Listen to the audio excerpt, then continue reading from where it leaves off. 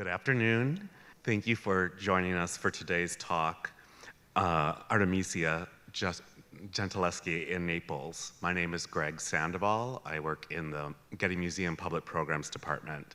It's my pleasure to welcome you to today's lecture by Curator Davide Gasparotto, which complements the museum's current exhibition, Artemisia's Strong Women, Rescuing a Masterpiece, currently on view here at the center in the museum's East Pavilion on the second floor. If you have not had a chance to see this wonderful jewel box of an exhibition, please go and visit it after today's talk. As we get started, a few notes to share. For guests here in the auditorium, please take a moment to silence your electronic devices. For our online attendees, closed captioning has been enabled. To access captioning, click the CC icon on the Zoom menu bar at the bottom of the screen. And time permitting, we will take some questions. For our online audience, please use the Q&A function on the Zoom webinar. And for our audience here, there will be microphones coming down the aisles, so we do ask that you do speak clearly into those so everyone can hear your question.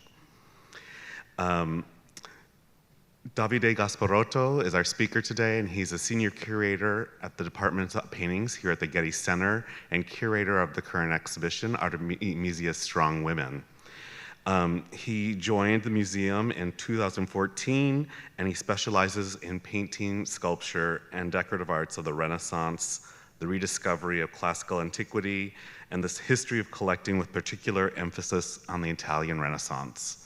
So I think we're in good hands today. Please join me in welcoming Davide.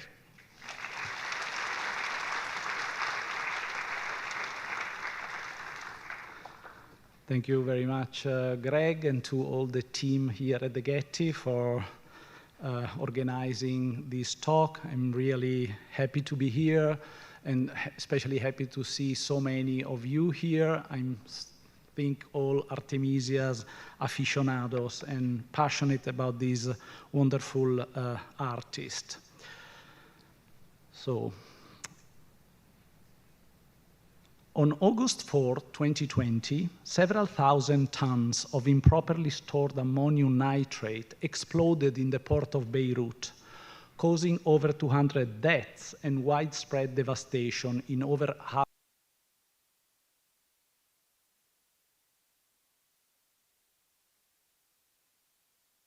cultural heritage site located less than a mile from the explosion site was badly damaged, as were all the contents of the mansion, among them a large painting on canvas depicting the Greek myth of Hercules and Omphale. You can see here the painting hanging there on the left, and glass fragments and part of the frame of that window in front of it were literally thrown into the picture, causing several holes, tears, badly damaging the painting. Years before, in the 1990s, a Lebanese art historian, Gregory Boukakjan, had attributed the painting to Artemisia Gentileschi, the most famous Italian woman painter of the first half of the 17th century. But he never published his discovery. In the aftermath of the explosion, Boukakjan went back to the Sursok residence together with the Director General of UNESCO, Audrey Azoulay, and afterward he released an interview where he revealed that one of the pictures hanging in the palace was an unknown masterpiece by Artemisia. Scholars and curators all over the world, including us, were very excited and almost immediately confirmed, although just on the basis of an old and poor photograph, that the painting looked indeed like a mature work by the celebrated female painter. In 2022, the painting was sent to the conservation laboratory of the Getty Museum for study and a 3-year conservation treatment, which was performed by our senior painting conservator, Ulrich Birkmeier. While the current presentation here at the Getty Museum is focused on the painting's repair, my goal today is to offer a broader overview of what we know about the history and provenance of the picture, and try to place it within the specific moment of Artemisia's career in which the work was executed. Shortly after its rediscovery, several scholars attracted the attention on some documents where two paintings by Artemisia with the subject of Hercules and Omphale are mentioned.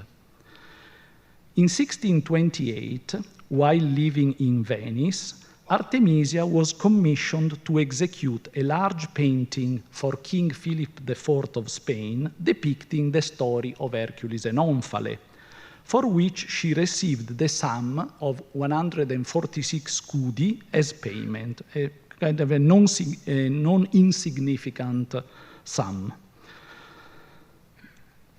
The painting was likely intended as a companion piece to a work by Peter Paul Rubens and his workshop, perhaps his young pupil Anthony van Dyck, in which Achilles, the painting that you see here on the screen, in which Achilles, dressed as a woman and hiding among the daughters of King Lycomedes, is recognized by Ulysses and brought to fight in the Trojan War. He's recognized because hidden among the gifts there was a sword and a shield, and so immediately Achilles picked them up and revealed himself. The subject of Achilles was evidently thought a fitting allegory for the passage from youth to manhood, while the theme of Hercules and Omphale might be seen as a warning that no man is immune to the perils of love.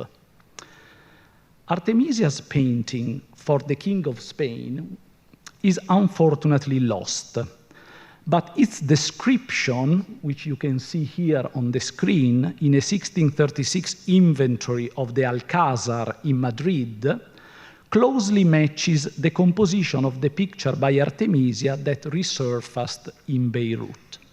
The description is obviously in Spanish, is the history of Hercules who is spinning among some women. There is a Cupid who is signaling what Hercules is doing by the hand of Gentileschi, la Gentilesca, pintora romana, Artemisia Gentileschi, Roman painter.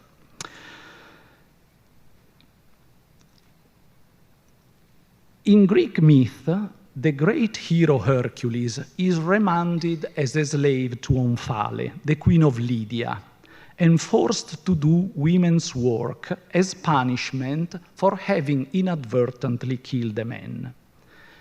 Seated at the center of the painting, amid the queen's maidens, Hercules holds a spindle of wool, while Omphale triumphantly wears Hercules' usual attributes, the skin of the Nemean lion. Let me see if I can show it in some way. Yeah, the skin here of the Nemean lion, and the olive wood club, which is very difficult to see, but she's holding here. The olive club is here. Artemisia chose to represent the instant when, staring at each other, the queen and the hero fall in love, with the winged Cupid, here, wings, bow, with the winged Cupid leaning on the hero's leg as mischievous witness to the scene. In 1699, but we have seen that this could not be the painting described in the Spanish inventories, because that painting probably perished in the big fire in the Alcázar in Madrid in the beginning of the 18th century. But in 1699, another painting by Artemisia with the same subject is recorded in the inventory of the Neapolitan collection of Carlo de Cardenas, Marquis of Laino and Count of Acerra, from a family of Spanish origin which arrived in Naples in the 15th century together with the Aragonese ruling family. A relationship of Artemisia with the Cardenas family is documented in 1630 through the payment of 50 ducats for a painting depicting Saint Elizabeth of Hungary, commissioned by another member of the family, Girolamo de Cardenas, for his private chapel in the church of Pisticci, a small village in modern-day Basilicata, which obviously at the time was part of the Neapolitan kingdom. So, is the Beirut painting the same one documented here in the 1699 inventory and likely commissioned to Artemisia by a member of the Cardenas family? So again, the painting, the measurements, more or less, they almost exactly are the same as the painting we have, and it's depicted in the painting Ercole che fila, so Hercules spinning from the hand of Artemisia Gentileschi. Like a very scant description, but enough to make us sure of the subject of the painting. A definitive answer to the question came from the research that I undertook on the provenance of the Sursock picture. The grandfather of the current owner, Alfred Sursock, that you can see here in this portrait by Ern Bord, married in 1920 a Neapolitan noblewoman, Maria Teresa Serra di Cassano, that you can see in this kind of glamorous picture on the right. And at that time, he was often in Naples purchasing paintings to decorate the family home in Beirut. A receipt found in the Sursock family archive certifies that he bought the Hercules and Omphale in Naples from a painter dealer, Francesco Paolo Diodati, who in the document reveals that he had acquired the paintings from the family of the Marquis Spinelli. So this is the receipt. It's in Italian. He says that he received a certain sum of money, 1,450 lire, from the following paintings that he got from the family of the Marquis Spinelli. And among them, we have Hercule and Omphale, so Hercules and Omphale. Digging into the history of the Spinelli family, I realized that at the beginning of the 19th century, they had inherited the patrimony and the titles of Marquis of Laino and Count of Acerra from the last surviving member of the Cardenas family. This was the missing link that I was looking for. The Sursock painting must be the same documented in 1699 in the collection of Carlo de Cardenas.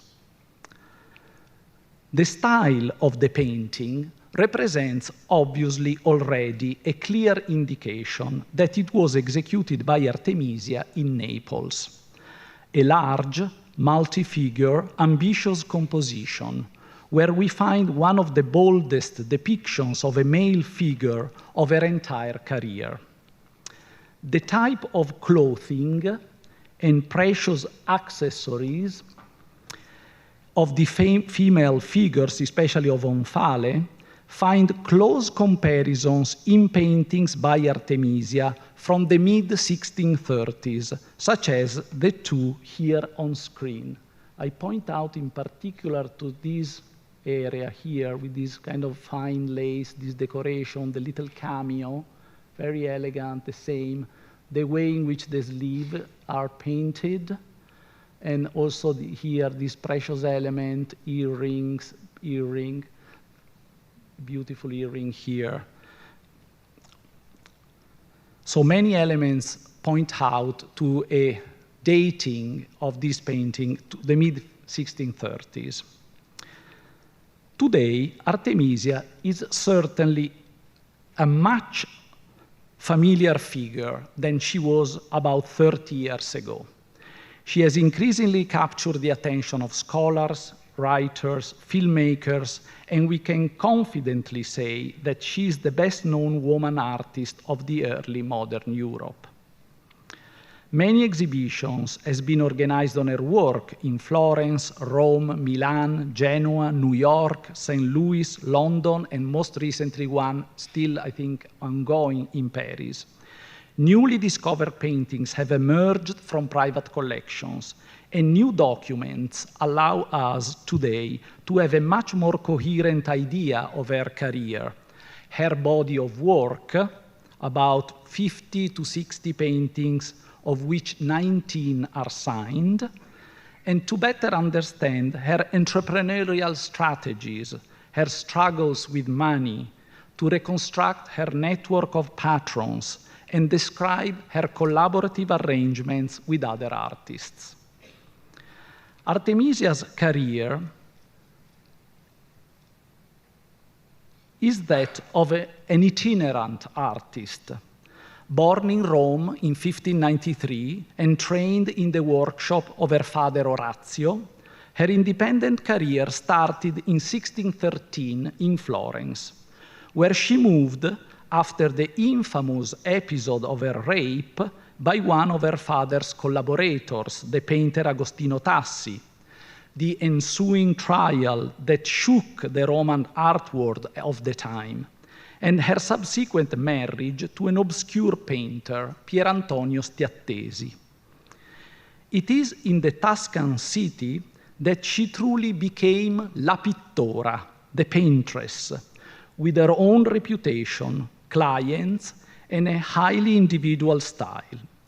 She also started to build her artistic persona more consciously. She learned to read and write when she was more than 18 years old. She came to appreciate music and singing. She frequented cultivated social circles and made important friendships, enjoying the favor of the Medici court. In 1616, she became the first woman to join the celebrated Accademia Fiorentina del Disegno, the Florentine Academy of Art, one of the oldest art academy in the world. When she moved back to Rome in 1620, her fame was already firmly established. Discovered a few years ago, Artemisia's portrait by her friend, the French painter Simone Vouet, speaks eloquently about her artistic and social ambitions. Vouet depicts her holding palette and brushes. She's elegantly dressed, and she wears a medal with the reproduction of the mausoleum of Halicarnassus, built by her namesake, the celebrated ancient Greek queen Artemisia. This is an example of a Renaissance medal recreating sort of a fictive portrait of the ancient Greek queen Artemisia with the mausoleum on the back, which is very, very similar to the one depicted by Vouet here. In the early 1620s, Artemisia's status as a celebrity is documented not only by the portrait by Vouet, but also by the drawing of her hand by Pierre Dumonstier, by a printed portrait, here on the left, lower left, and by a portrait medal. In the drawing, she is labeled as excellent and learned Artemisia, gentlewoman of Rome, in French. In the print as famosissima, in Italian, very famous. And in the medal as pictrix celebris, so celebrated paintress in the female form. In Rome, she seemed also to have enjoyed a friendship with the irreverent Bentvueghels group, a bohemian colony of French, Flemish, and Dutch artists presented in a series of vivid and witty snapshots by Leonard Bramer, where Artemisia is portrayed playing the role of a man with clipped mustache and holding in her hand what has been recently interpreted as a baby's rattle. She was, at that point, she was not only a painter, but she was also a mother. She had several sons and daughters. Unfortunately, most of them died at very young age. One son died exactly in 1620 when this drawing was made, Cristofano, and we have letters where she expressed her grief. And so she had only one surviving daughter, Prudencia, like her mother, the name of her mother, who followed her and also to Naples and to old age.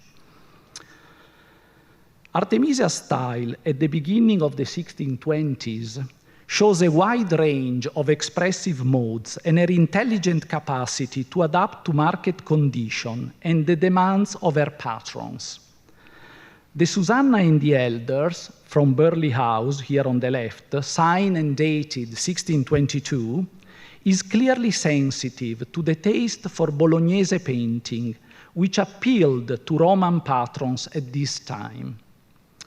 For the landscape of the picture, very beautiful, evocative landscape, the name of Guercino has been appropriately evoked, while the naked body of Susanna is at the same time naturalistic, really, made of really flesh and blood, a beautiful naked body, but also allusive to ancient sculptures. The palette is bright and luscious. The slightly later Judith and her maidservant with the head of Holofernes reveals an accomplished story, one of her great masterpieces, I should say, reveals an accomplished storyteller, able to orchestrate a theatrical and dramatic composition with masterful use of color and chiaroscuro, the contrast of light and dark, sensitive to the latest development of Caravagism in Rome, in particular to the popular candlelight scenes by Gerrit van Honthorst, a Dutch artist known in Italy as Gherardo delle Notti, Gherardo of the Nights, because of his specialty of painting night scenes with candlelight.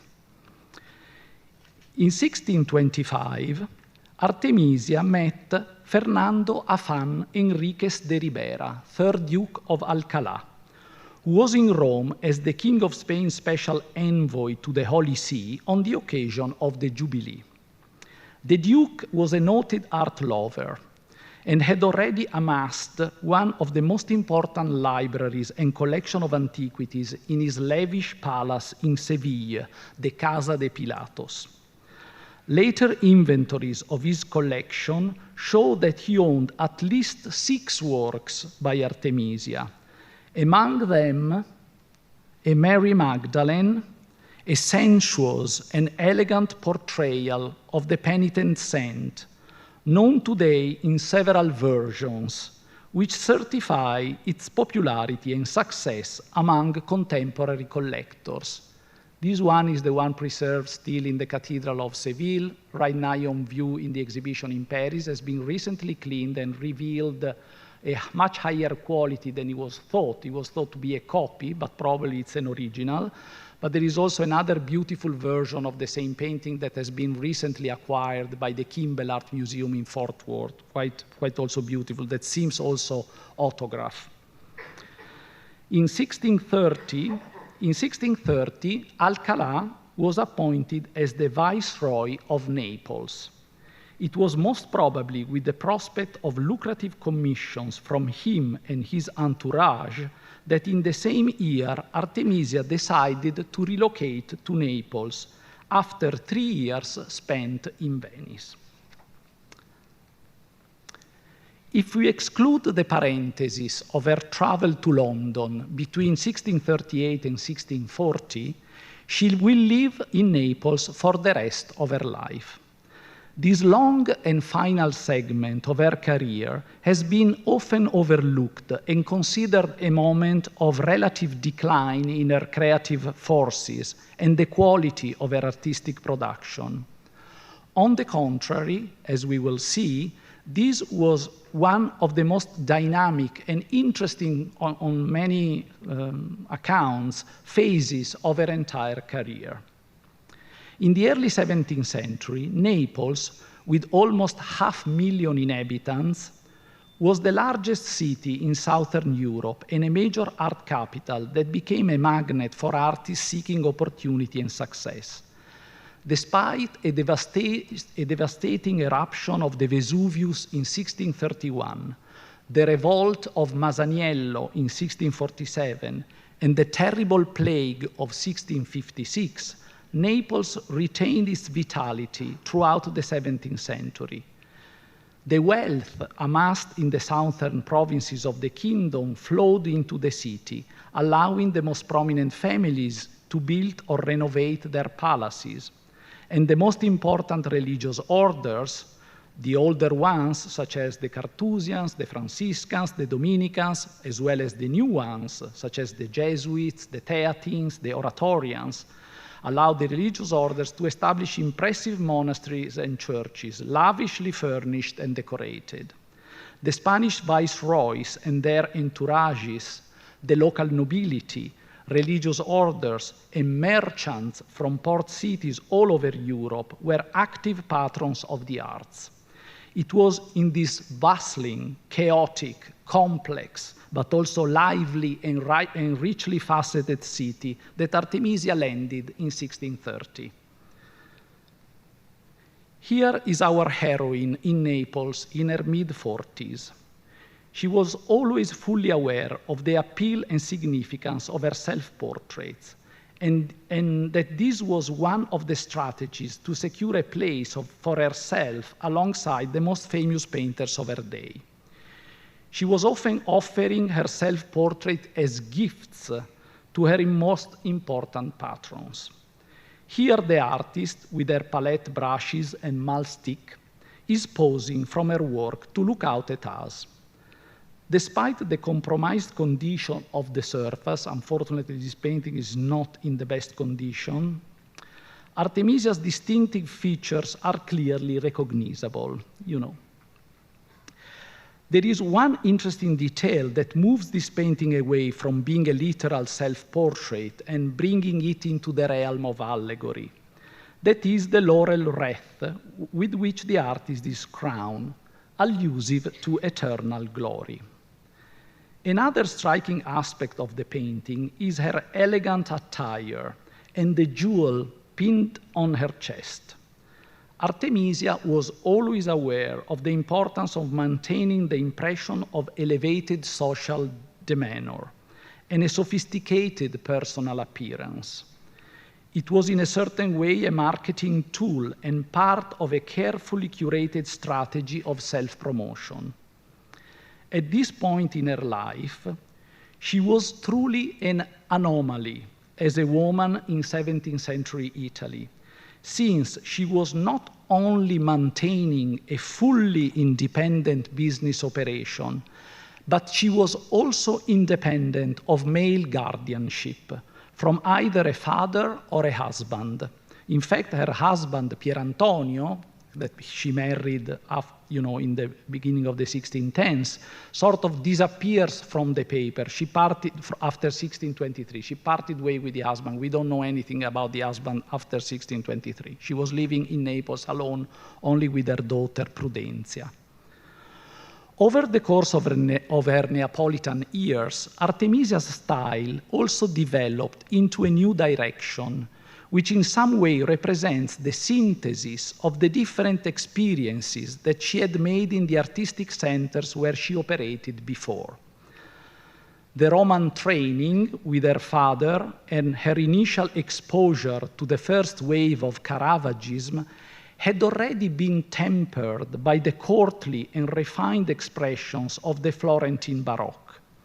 In Rome, in the early 1620s, as we have seen, she engaged with the second wave of Caravagism, in particular with the work of northern painters such as Honthorst or the French friend Vouet, which she combined with the emerging taste for the more classical and controlled style of the painters from Bologna. Finally, in Venice, she added a renewed emphasis on color and texture as a result of the study of the glorious 16th century Venetian tradition.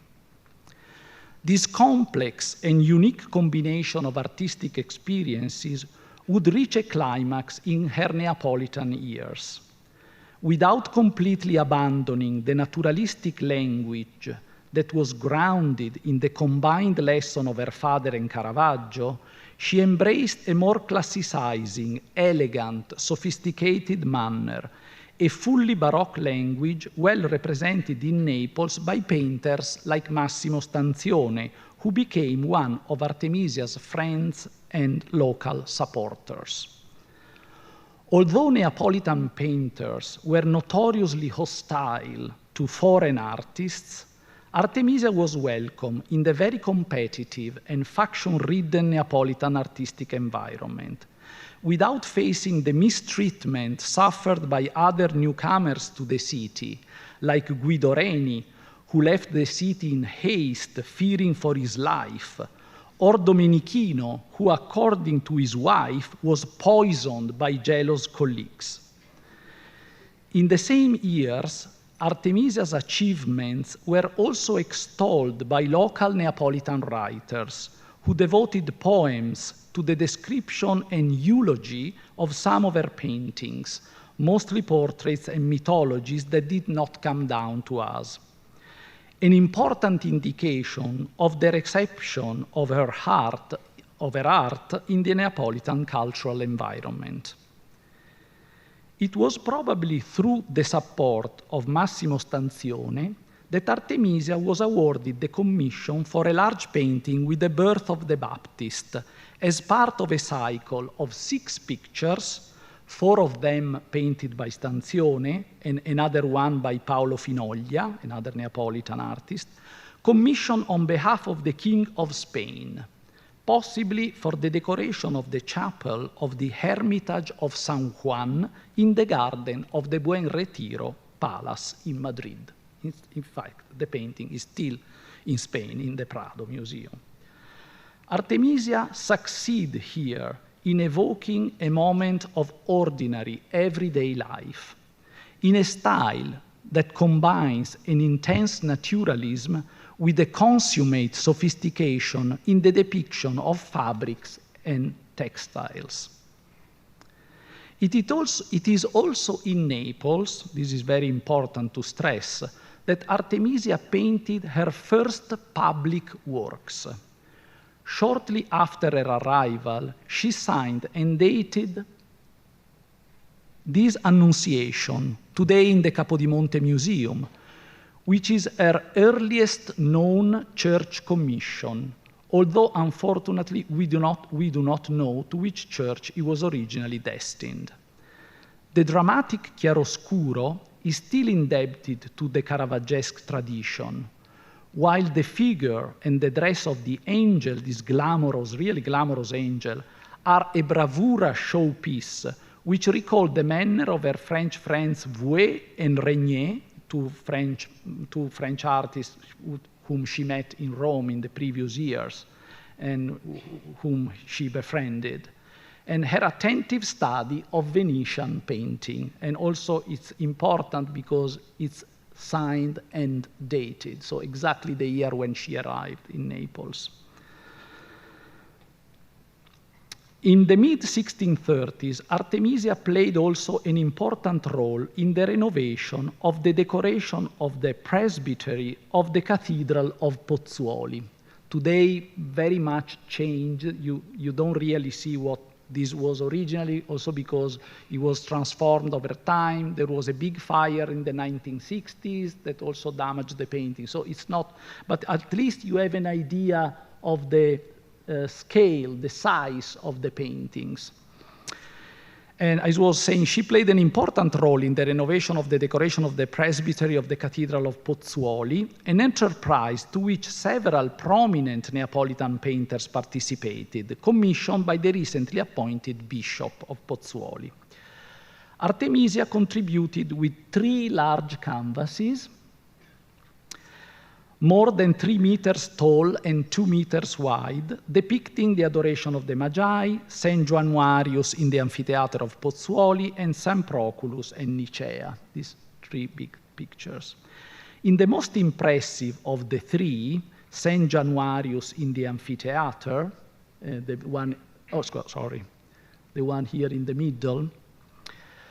And obviously, this is a moment in Naples, especially after the eruption of the Vesuvius in 1631, when the lava just stopped at the city gates. So it was a sort of considered a miracle. The devotion for San Januarius in Naples grew exponentially, grew immensely.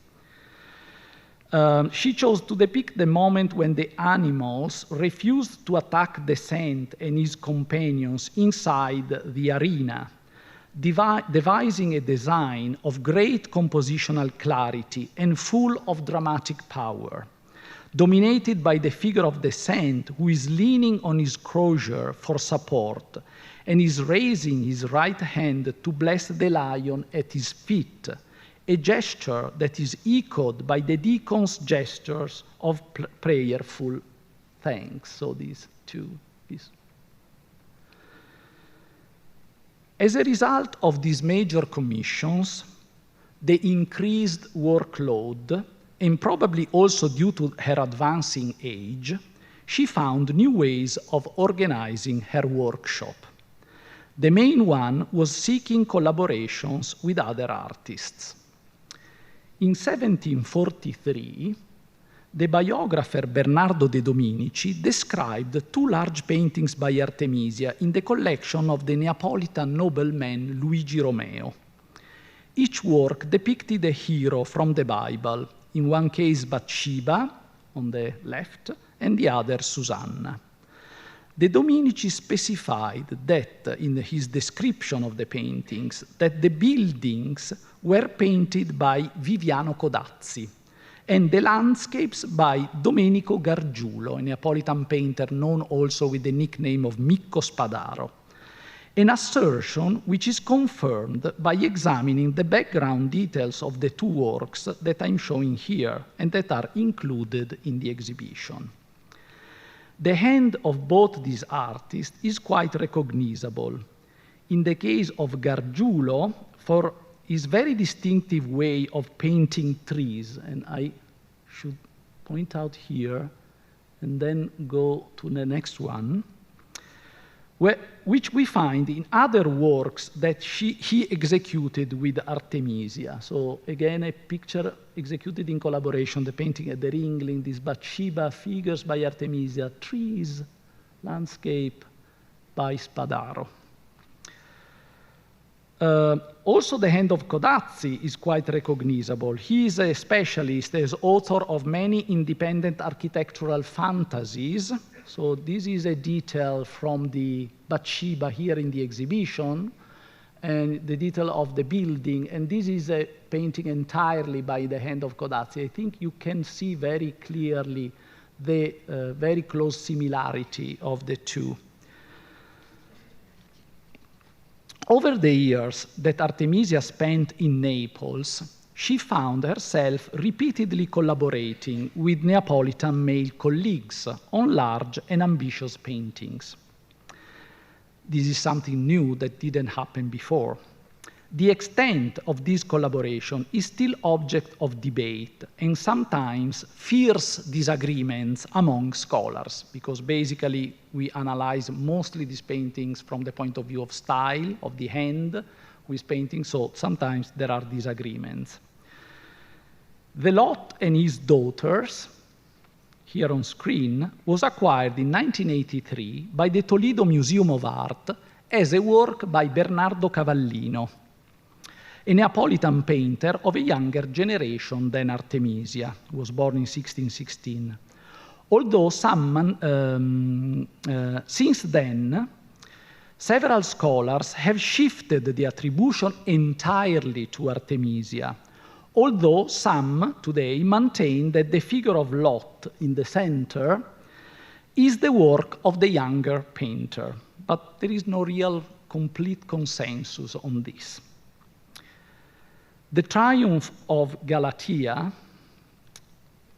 here on the left, is still hanging at the National Gallery of Art in Washington as a work by Bernardo Cavallino, although several scholars have advanced the proposal that it is again a work of collaboration, where the figure of Galatea is by Artemisia and the Tritons are by Cavallino. I'm all for these hypotheses, I have to say. Another triumph of Galatea, here on the right, recently resurfaced on the art market and was acquired by the Lucas Museum of Narrative Art here in Los Angeles. So we'll have the pleasure to probably see it next year when the museum opens. I think right now it's under conservation treatment. In this case, opinions are even more divided, since some scholars believe that it is a work executed in collaboration between Artemisia and Cavallino, others between Artemisia and her assistant Onofrio Palumbo, who assisted Artemisia mainly in her late years. In the late 1640s, we have documents of Palumbo working together with Artemisia.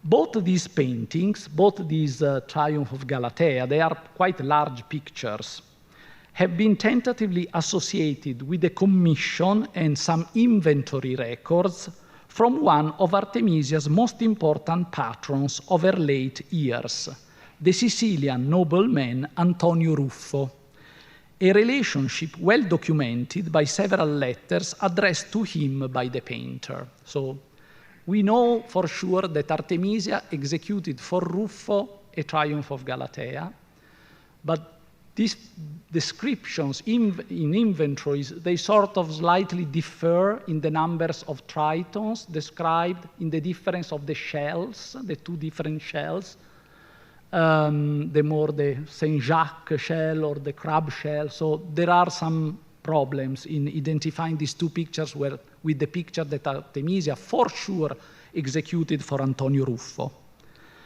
Despite important, high-profile public and private commissions, life was increasingly difficult in Naples.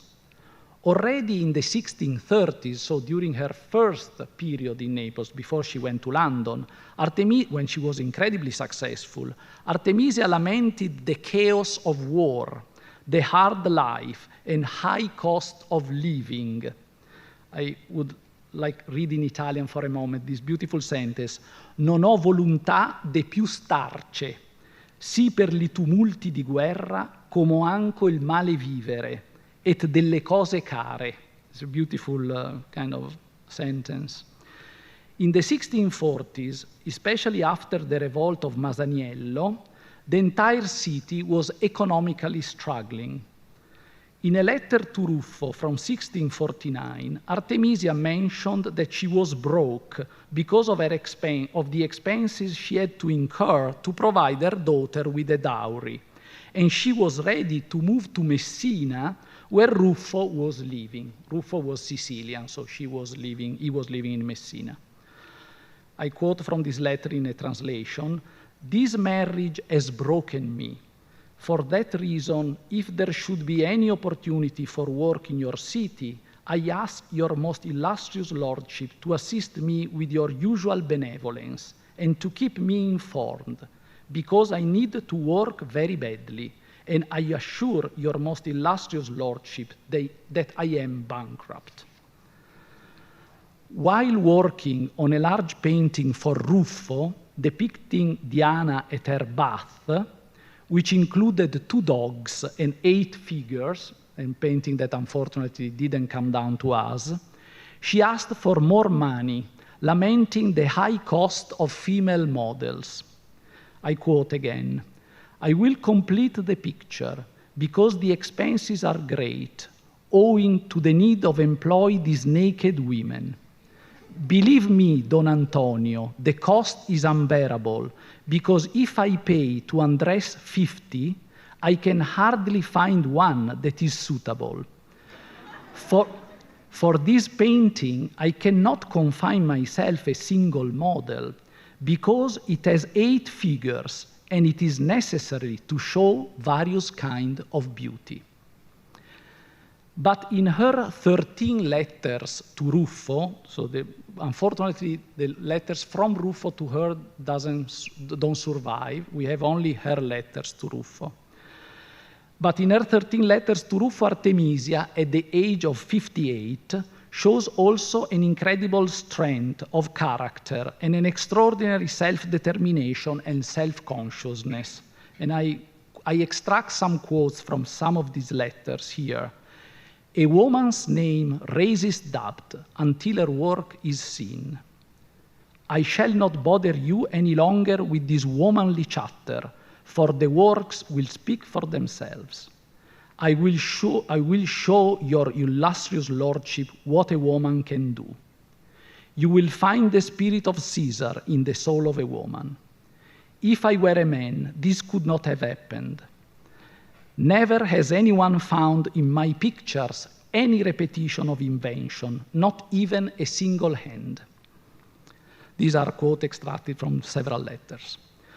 Her final documented painting is this Susanna and the Elders from 1652, rediscovered a few years ago. It was in the Pinacoteca Nazionale in Bologna, attributed to another painter. Then restoration happened and the signature appeared. And a date also. In the figures of the male elders, we can detect the hand of Onofrio Palumbo, a Neapolitan painter, whom I already mentioned, who assisted Gentileschi in order to complete commissions in her late years. The elegant pose of Susanna is reminiscent of ancient sculptures, and the supple rendering of the consistency of the white drapery is really, truly a signature motif. The 1652 Susanna seems to close a circle that opened 42 years before. So 1610, Susanna and the Elders is the first painting by Artemisia that we know, signed and dated. Each of these compositions is strikingly different, reflecting, in the case of the 1610 Susanna, the moment of her proximity to Orazio's Caravaggio's, to his father painting. Her awareness, as we have seen in the 1622 Susanna, her awareness of the Bolognese classicism, and finally, her thorough immersion in the material intensity of Neapolitan painting. In all of them, and remember the phrase, as anyone found in my picture, any repetition of invention, not even a single hand. So in some way this is true because there is a variety among the same subject. In all of them, Susanna resists to the malicious gaze of the elders. First, with fear, here. Then with prayers. Then again with surprise. Once again with modesty covering her up. And this 1638-39 Susanna is also a recent rediscovery, was rediscovered in the Royal Collection in England. It was buried in the storage and nobody ever recognized it. It was recently restored and published and was executed when she was in London. Then with a resolute gesture of rejection. And finally, with a simple, dismissive gesture. We don't know which were Artemisia's thoughts while she was painting these works, but the story of a woman who was unjustly accused and had to prove her innocence in a public trial must have had profound resonance for a woman who had suffered violence and had also to prove her innocence in front of a public court. Thank you very much.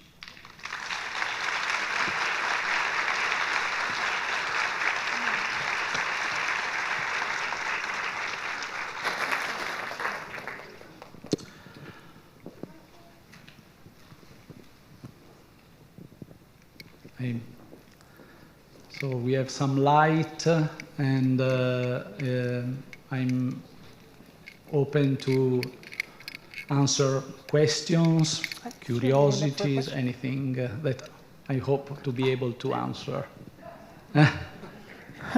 Buongiorno. Buongiorno.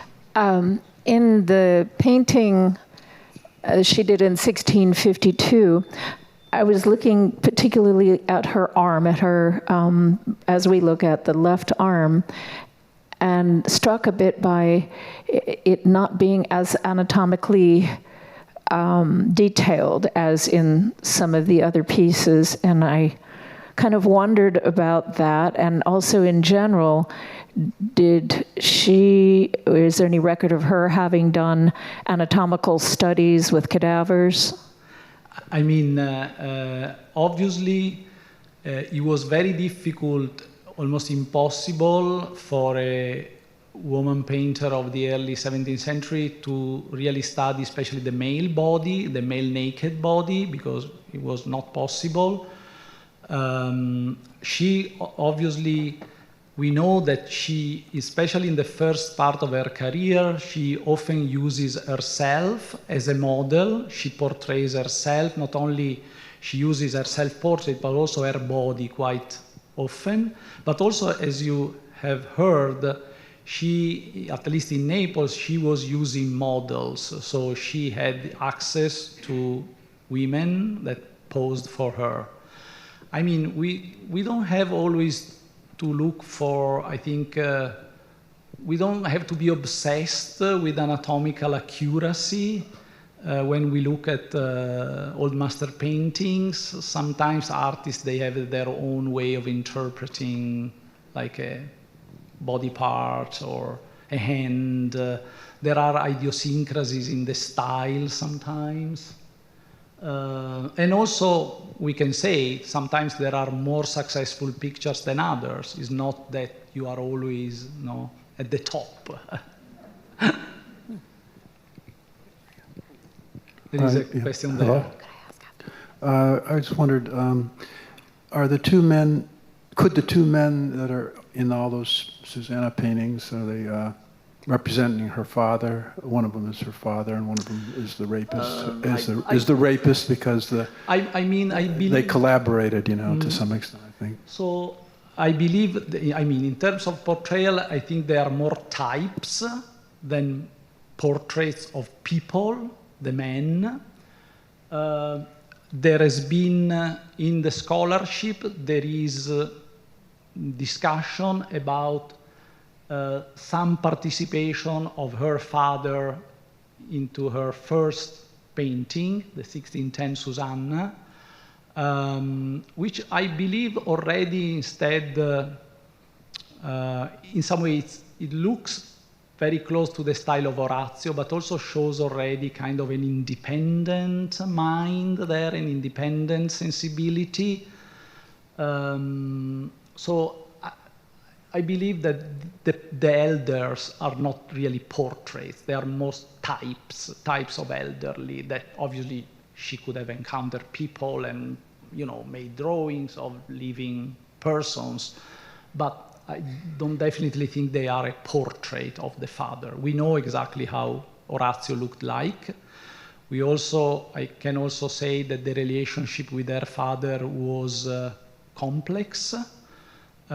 He wanted to press charge against Tassi after the rape and brought him to trial.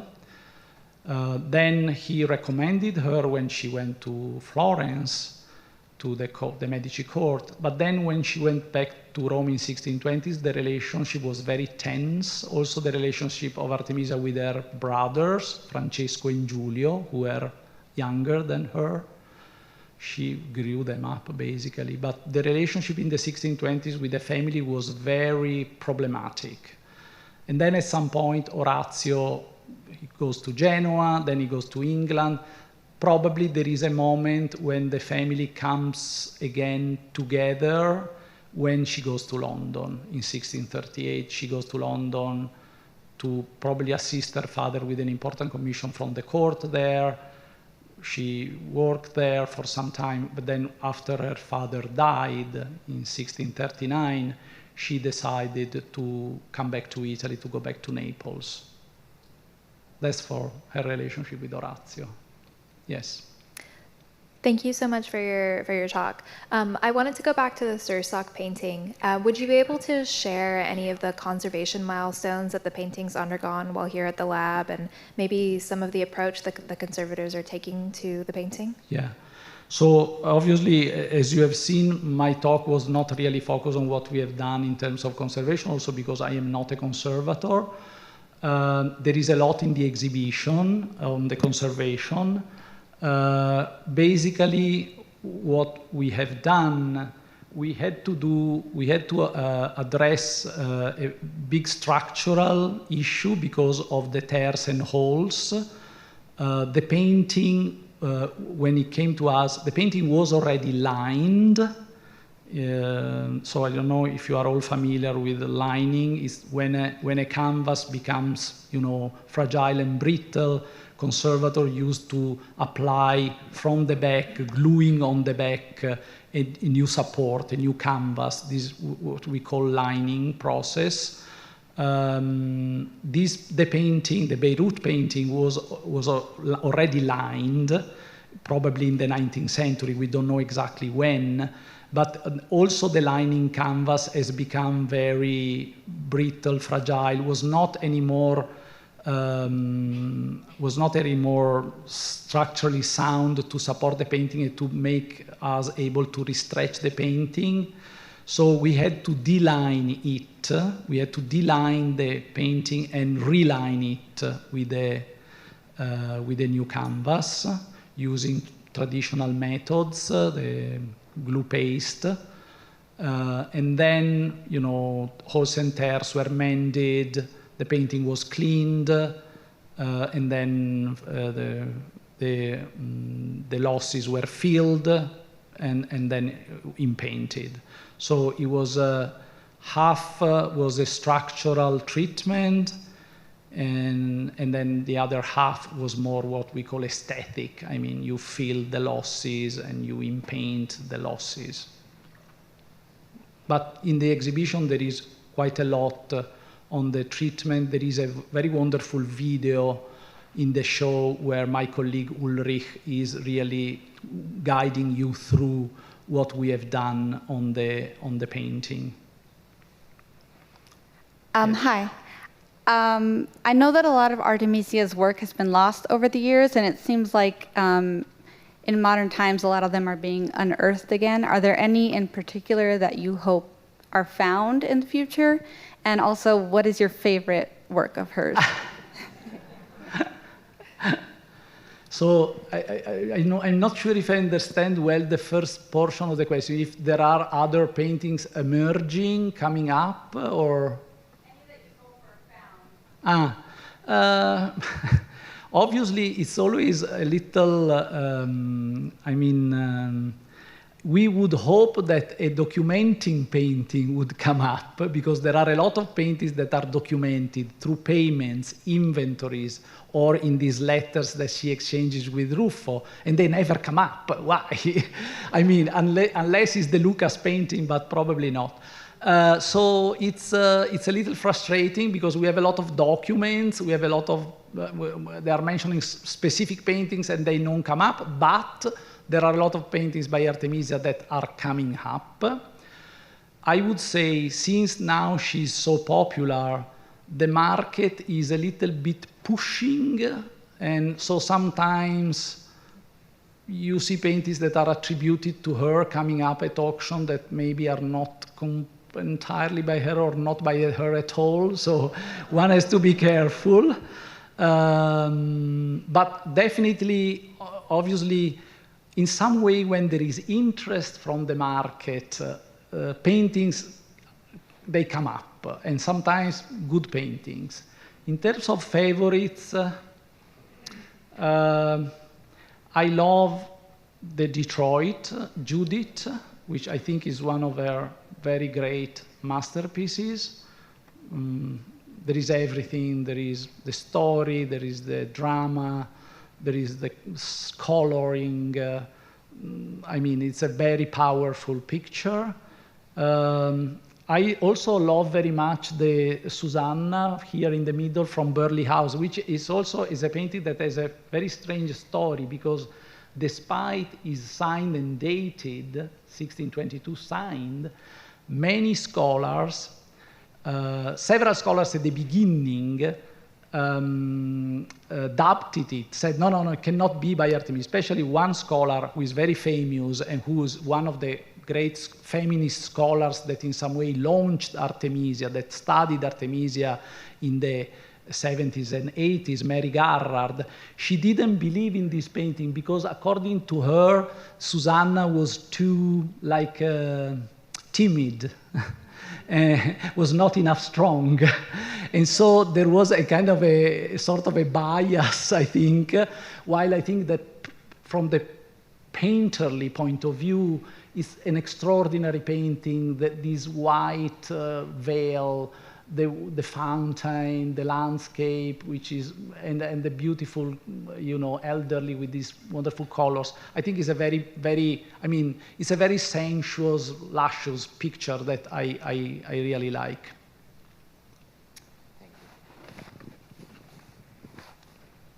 That was a wonderful exhibit, and I walked into the next room to see Orazio Gentileschi's Danae in the Shower of Gold, and Lot and his daughters, and I found a lot of similarities between father and daughter. So do you think there was a lot of influence by the father on the daughter's paintings? Yeah. So we always have to remember that Orazio was a great artist, was an extraordinary artist, and we are lucky here at the Getty that we have two of his fabulous masterpieces.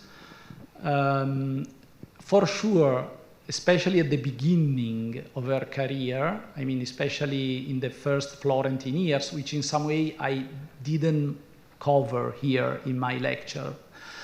In the first Florentine years, you still see the sort of influence of her father on her, because she learned from her father, and so there are some figure types, some ways of painting certain things that really recall Orazio. But I think then she moved away from her father, and she had so many different experiences that, in some way she was able in the end to synthesize, to make a synthesis of all her very different experiences. So definitely there is Orazio. Orazio is important. We have not to forget that, yes. Maybe our online audience, I don't know, Greg, but there is another one here, so yeah. Hi, I really like seeing all the Susanna paintings together. They all have such different poses and styles, and I think it's very interesting to see how she portrayed her in different ways. I noticed in the last painting, her pose is a lot more calm. Mm-hmm. She doesn't really seem as ruffled, and there seems to be, I noticed that there's kind of a glow behind her head, and the way she's raising her hand, it almost kind of reminds me of like John the Baptist blessing someone or something, and I was wondering if you thought she was using more Christian imagery for that, or if you noticed that when you saw it. I think, I think obviously, like she says in the letter to Ruffo, I never repeat something in the same way, so she tries always to do something different. I find the gesture in this last painting, the 1652, very kind of tender, but also a way, she looks like very dismissive, like saying, don't bother me, go away. It's just incredible that she can go from an extreme drama and tension of certain pictures, especially the one here in Brno. This is in the Czech Republic, in a museum. To this very kind of dismissive, but tender also in some way. There is something which to me is very, maybe because I know that it's the last picture, but it's kind of moving. Davide, we have a question from online. Mm-hmm. They're asking about how long what will happen to the Beirut painting following its presentation here? Will it go back to Beirut? Mm-hmm. So the painting is going to the Columbus Museum of Art for an exhibition there in the fall, because Columbus was very generous with us. They lent us a very important painting, the Bathsheba. And then it will come back here, and it will be here on long-term loan for a while. We don't know exactly, at least for another year, because Sursock Palace is still under restoration. There is a lot to be done there in terms of, restoring the mansion. So it will be here, and then at some point it will go back to Beirut, and the owners are really thinking to make the palace more of a public destination also for citizens of Beirut, such a beautiful and rich collection.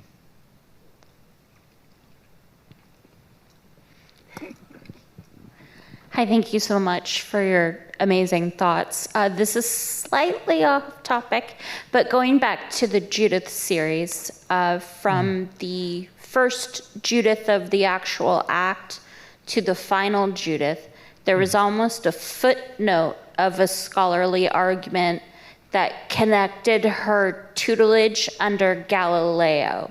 I would love to get your thoughts on that if you have any. I am not sure if I understood well. You were talking about Galileo Galilei? Yes. Okay. I'm not sure if I can answer to this question. I think there are two. You mean the Capodimonte and Uffizi picture when she's beheading Holofernes, and then this Detroit where she has already done. The two pieces of her slaying him. The first early piece is not quite as violent as the second piece, and some scholars, including Gerard, argue that that had to do with her kind of revenge fantasy, but there are other scholars that argue that she had just learned more about science. I'm not sure about we all know about the lecture of these paintings with Judith and Holofernes, the beheading, as a sort of a reflection of her psychological condition after the rape, which obviously I think it has some ground, although I think we have to be always careful to interpret, the work of a painter, especially of an old master painter, of a painter of the 16th or 17th century, as the reflection of an interior psychology, like it would be a Freudian thing. Which looks to me more 20th century than 16th, 17th centuries. But definitely there is an emotion, in many of Artemisia's paintings with women protagonists, there is like an emotional range which is definitely very special, very unique, if we compare with other 17th century depiction of the same subjects. I'm not sure if the change between the two versions, also we know that one is cut, one is reduced in size, has been reduced in size. I'm not sure if there is this awareness of science or just, as she was saying, she was never repeating the same thing in the same way. There is more a desire of, of varying the invention. Davide, I think we have time for one more question. One other question. Yeah, we'll do it. Then I can, we can be here for a few minutes. If you have other questions, I'll be happy to answer here. Hi. Hello. Having just come back from Naples, where did she live in Naples? Do we have a sense of that? No, we know. There are at least two addresses that we have. Now, on the top of my mind, I cannot tell you exactly one of the two, but one was near Via Toledo, so it was really near the main artery of the center of Naples. She, obviously, as she was always attentive to appearances, dresses, jewels, manners. She was also carefully selecting places where she was living, obviously balancing her finances, her financial capacity with the desire of living in a sort of well-to-do, let's say, neighborhood. So we know that she lived in a neighborhood where also other artists were living, but kind of well-to-do, not low, not too low. I mean, that's what I know. I can tell you more, but now it doesn't come to the top of my mind. But we know where she lived in Naples, yes. Also, we know where she lived in Rome, and maybe in Florence also. Thank you, so very Davide. much.